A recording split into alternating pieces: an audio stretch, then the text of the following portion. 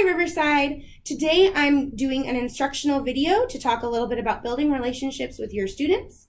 The most positive and learning-centered schools and classrooms are classrooms where the teacher has built relationships with the students. I will describe 2 strategies today that will help create those trusting relationships in the classroom. The first strategy is to get to know your students. Teachers who know their students create lessons that are differentiated and planned just for their students. The second strategy for developing positive, trusting relationships with students is to give positive comments freely and often in the classroom. Teachers who only criticize students create anxiety in their students, and we don't want to do that, making them more unwilling to come to the teacher. However, teachers who point out the positives in their students and students' work and behavior creates trust with the students. Helping me demonstrate these strategies today is 5th grade teacher Stacy Bryan. Hello. Hi, Ms. Bryan. The first strategy that you and I are going to talk about is the getting to know you activity. We do class biographies. You do this in your class, right? Right. I've done this for 2 years now, and I've learned a lot about my students, not only about their personalities and what they like, but also their work habits as a student. Yes, perfect. So you pair the students up and provide a list of questions they should ask? Right. I ask them questions such as, what is your favorite singer, or who's your favorite singer, what's your favorite food? They tell their partner why they're paired together, and then they're able to write a whole paragraph biography. Awesome. And this strategy helps the students get to know each other and you to get to know your students, correct? Definitely. I get to see how they work as a student.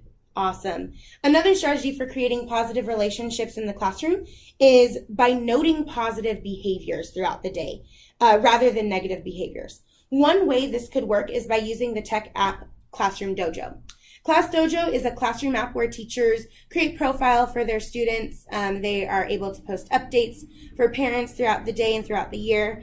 But the part of this app that makes it positive is that the teacher can award points to students for different positive behaviors. Mrs. Bryan, how do you use Class Dojo in your classroom? I use Class Dojo in my classroom all throughout the day to provide positive feedback. I give out points when students are ready for an activity, when they're on task, or when they provide a correct answer to a problem.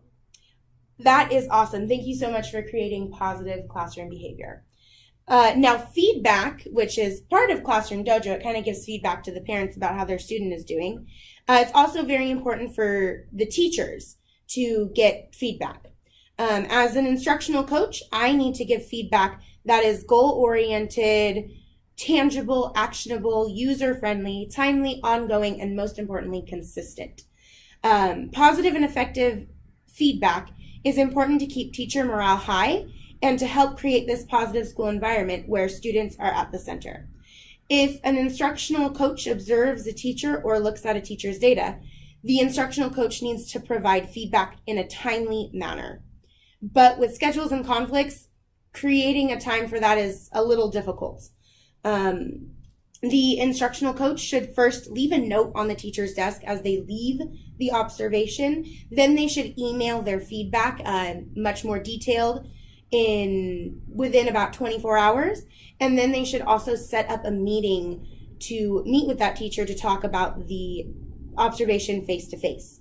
This is effective because the teacher gets their feedback and the doors open for further discussion. Another way to create positive feedback culture is to hold staff collaborations and to be present and available during those collaborations.